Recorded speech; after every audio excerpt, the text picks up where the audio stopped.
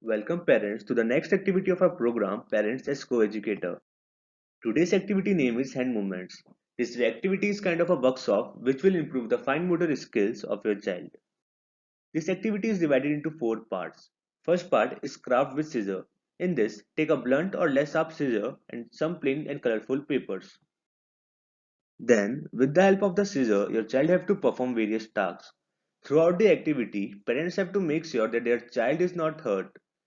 First, they have to cut the paper into a straight line. You can draw a line on a paper to make it more easy for them.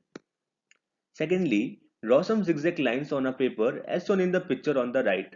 Ask your child to cut the paper through those lines. At last, they have to practice cutting different shapes. You can tell them the name of the shape or object and they have to cut the paper into the given shape. For example, you can ask them to cut the paper into square, a circle, leaf, ice cream cone, or any other shape.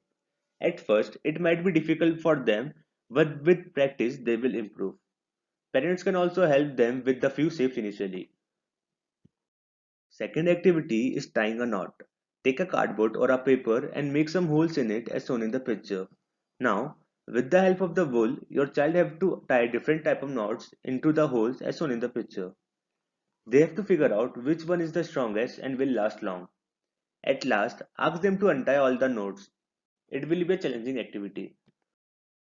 Third activity is tying shoelaces. With the help of a same cardboard used in previous activity, teach your child how to tie a shoelace. You can also take a real shoe for this activity. The fourth activity is thread and needle. Take a large needle and a thin thread. Ask your child to put the thread inside the needle and tie it. If possible, they can also learn to sew something. Parents should make sure that needle is handled safely. We hope your child will enjoy this set of activities. The following questions can be discussed with your child after the activity. First, why learning to tie shoelaces is important. Second, what is the use of needle and thread? Thank you. Now you can go and perform the activity.